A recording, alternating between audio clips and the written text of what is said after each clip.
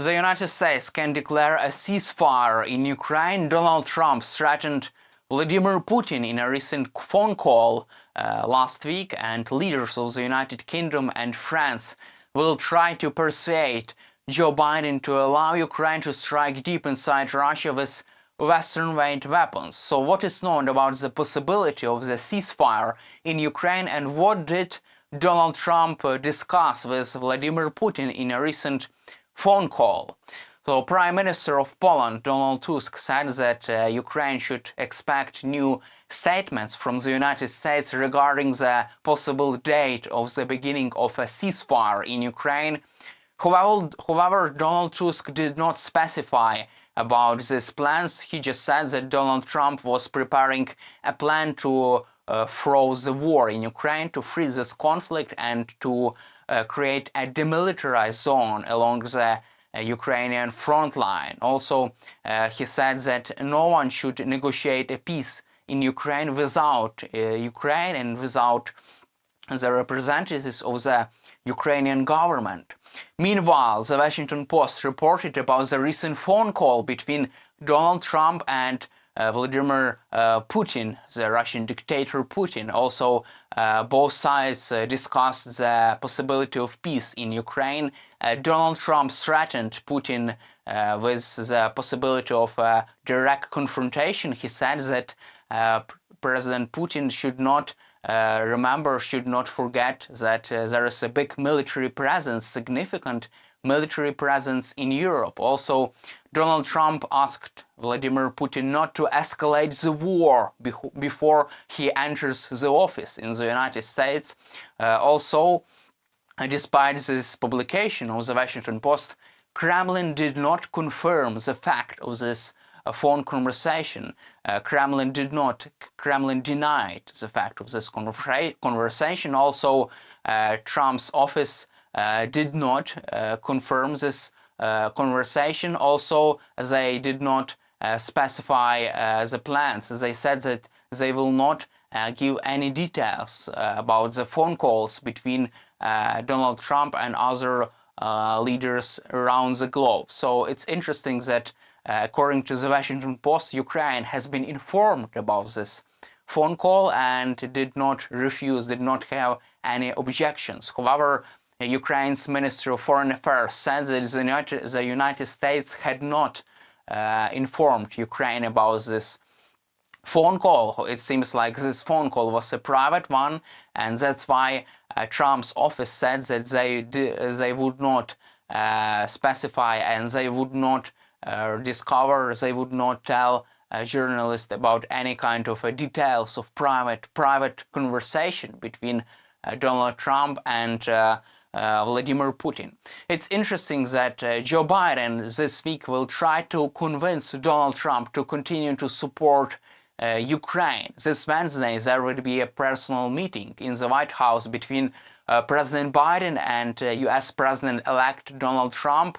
Biden will try to convince Trump to continue to support Ukraine. Also, this information has been confirmed by the US National Security Advisor Jake Sullivan, and it's important for Ukraine to continue to receive US aid, because otherwise Russian dictator Vladimir Putin will conquer Ukraine, and then he will try to attack a NATO member country. That's why it is in the US vital national interest to support Ukraine until Ukraine's prevail against the Russian forces. Also, Ukraine's resistance prevents US involvement in the war in Ukraine, because Ukrainian soldiers are fighting against Russian soldiers, because it's really important to protect democracy in Ukraine. That's why Ukraine's war effort prevent US involvement in the war in Ukraine, because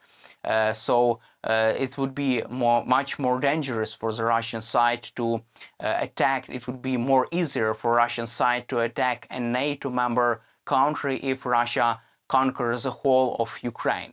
Meanwhile, the leaders of the United Kingdom and France have announced negotiations between France and UK about the future strategy on the support for Ukraine. Prime Minister of the United Kingdom Keir Starmer and President of France Emmanuel Macron would discuss the possibility of convincing President Biden to allow Ukraine to strike deep inside Russia with Western-made weapons. Starmer and Macron will try to convince Biden to allow Ukraine to strike deep inside Russia before Donald Trump enters the White House.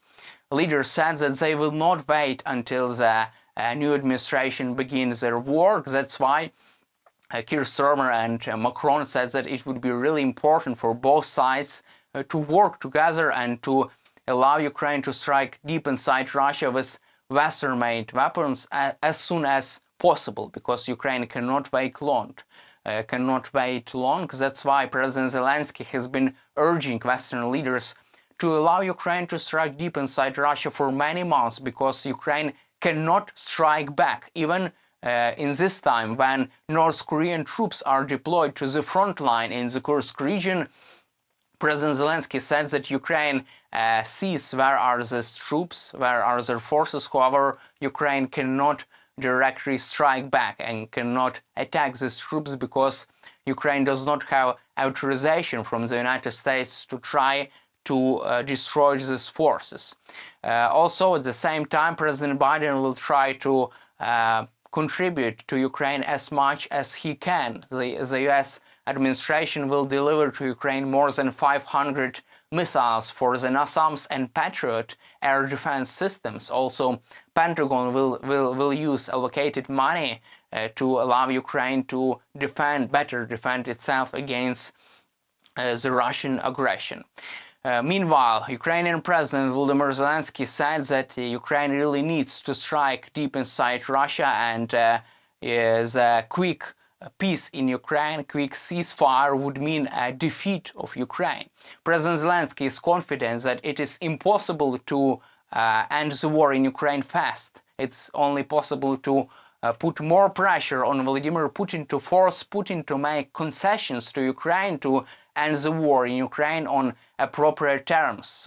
However, it would be really important for President Zelensky to convince Donald Trump that Ukraine does not need to do any kind of concessions to Russia. It's important for Ukraine and the whole Western world to put more pressure on Vladimir Putin to instead force Putin to make concessions to Ukraine to end the war on Ukrainian terms and to gain long and lasting peace in Ukraine, to allow Ukraine to strike deep inside Russia and to allow Ukraine to fight back, to strike back, and to prevail over Russian aggression. Also, in the end of our conversation, we will try to cover recent news from the Trump's administration. So, according to Reuters, Mike Pompeo and Nikki Haley will not have any seats in Trump's administration. There have been some expectations that Nikki Haley and Mike Pompeo both are really good, big supporters of Ukraine, that they could have a seat, have a vote in the Trump's administration. However, Donald Trump excluded them, and they will not have any kind of a seat in the Donald Trump's administration.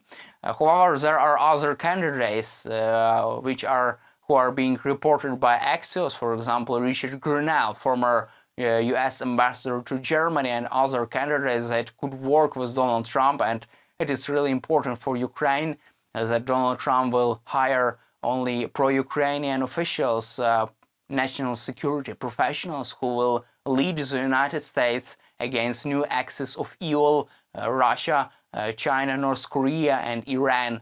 And it's really important for the United States to restore deterrence around the globe. That's all for today. Subscribe to our YouTube channel, stay with us on YouTube, and glory to Ukraine.